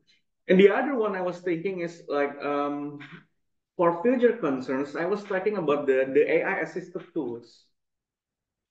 If we can make like a, so to say, math formula, right? In calculating, so to say, performance, budget, and so on. Then we can see which country is performing, which country doesn't perform, and so on. And go back to the Mas Reza's idea, right? Maybe, yeah, you can just move away from the EU and so on and so on. I mean, we have to keep that options open. But I'm saying this in a theoretical claims, and then I don't have long history about the EU, so I don't know how the habit of the EU countries deciding things. I mean, if there's a paper that's saying that you're not performing, how well they will react to that, right? Performing in what? Fiscal issues. Yeah, in fiscal issues, in social issues, and so on. I believe you have a development policy, right? I mean, like maybe 5 year target or 10 years target, and so on. Let's say they are not contributing, and then the court was saying that, well, you're not performing well here, you don't bring a lot of bread to the table, let's say. How would they react? That's the missing information that I haven't known. So to say, like, is it okay to punish them for not performing? Is it that how the EU works? Or do we just like, oh, they are not performing, and yeah, let's keep them, and we need to help them more? Is that how the EU works? Like, because it is this culture, this how the habit of the EU countries deciding things will so to say set the trajectories for the future development. Yeah. Well, these are all interesting, challenging questions where I don't have a satisfactory answer. Yeah. I mean, it's just like brainstorming. But in the one area, when the EU acts as one continent when it comes to reducing CO2 emissions, climate change. Okay. So, and underneath the EU, each country has emission reduction obligations. If you don't meet them, you pay. It's a sanctioning mechanism. Right? And it has to do something with the amount of CO2 that you did not mitigate. So there's a target. If you don't meet it, that is reducing emissions, right? The EU acts as an international body, commits itself at the UN to reduce it by 3%, 5% over the years. And then it breaks it down to the member states. And within the member states, it breaks it down to federal states in Germany, for example. Yeah, but the national government assumes responsibility for its emission reduction targets. They are not meant to pay. It's quite significant, a couple of $100 million. It's not just cheap. It's not painful either, but it's a significant amount of money that you have to pay. And this goes into the climate funds that is used then for international collaboration or whatever. So there are, but the EU doesn't act as parents, right? It's carrots and sticks. It usually tries to consensualize debates and agreements. So it's not with a punishment. So it's hardly any sanction. There are sanctions supposed to be done in the Eurozone, but so far tricky. Yeah, so the EU does not work with sanctions for the simple reason because the countries would need to agree on sanctions for themselves. Yeah, so it's this difficult part. The famous second side of the European Parliament would probably agree on measures against nation states that don't comply with certain rules and regulations. But the nation state part would probably block it. Except for legal reasons, as I said before. Now, the European Court of Justice could kind of criticize or enact a law against a member state if it behaves not conforming to the EU constitution. That's fine. Or it violates human rights, it puts in danger democracy or press freedom or judicial freedoms, judicial independence. So if you kind of work against these European values as fixed in the constitution, the European Court of Justice can punish you. But you need to violate EU rules and regulations. And so on,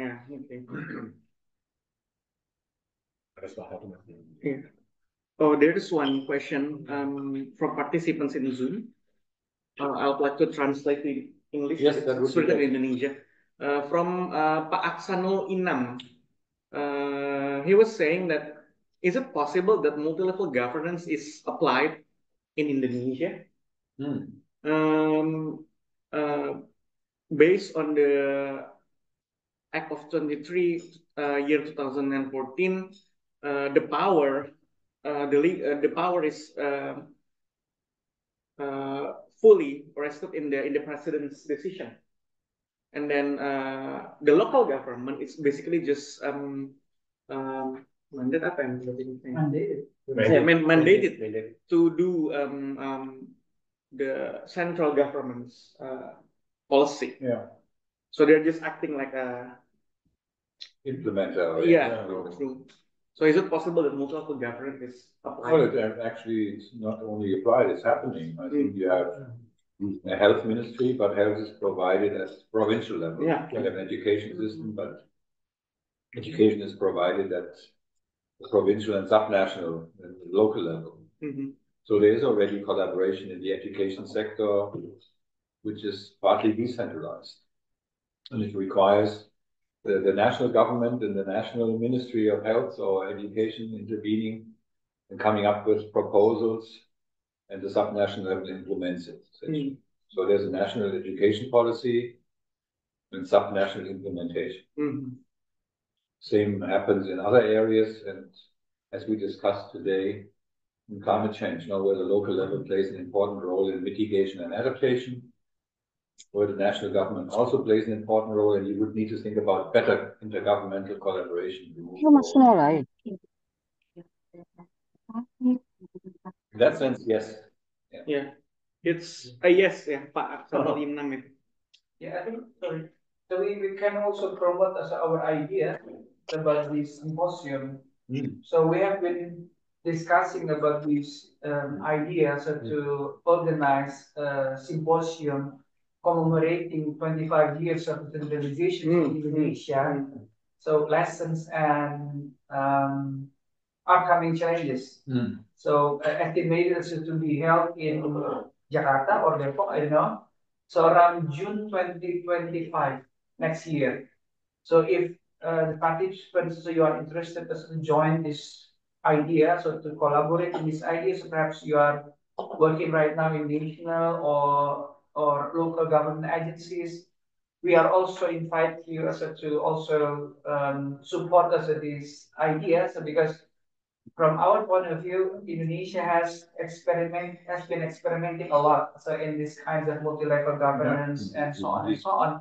So we would like us to call during that event any kinds of publications, articles, essay, and so on related to the issue of governance. So multi-level governance, local governance, coordination between national and local, coordination between across ministries, and so on. So, and then we will invite also representative from the governments, NGOs, international organizations to also providing their comments, input. So we will have a better idea on to which direction should the Indonesia's decentralizations going on also for the next years. So this is an idea that we are currently talking about also for the future plan next year. So yes. Since we are discussing multi-level governance, Yeah. right, Mr. Reza? Yeah. By nature, Indonesia must have multi-level governance, but how should we govern with this? If it's effective and efficient, if it works, that's a different question. Yeah. Okay, I think that's all for tonight. Thank you for joining us in this wonderful evening. And another session. Okay, I would like to announce in the next Tuesday, we will be also having another public lecture session. I think it will be Friday, right? Tomorrow. Tomorrow. Next Friday. Next Friday. Next Friday. Next week, right? Next Friday. Next. What? Other. What the agenda? Oh, no, we To don't the have it forest. tomorrow. It's I think it's next Next Tuesday, right? Friday next week. Oh yeah, organic forest. So Friday next week, yeah. Yeah, in the next week we have another public lecture session. Yes. Oh yeah, maybe Mas Tias will show you some Yes, info. please. Very good. We can try for that. Okay. Okay, and thank you for those joining us in the online session. And Mas Tias will share certain information. If you are interested to join us again next week. I will Uh-huh. and share screen here. Yeah. Next Friday we will be having does the rise of right wing politics and populism. Oh, this is connected to the last slide, yeah, regarding the populism threaten democracy in Germany. So 5 p.m. until 6:30 p.m. On Friday, August 23rd. Link below. Okay, thank you for joining us today, and I'll see you again when I'll see you again. Thank you very much, everyone.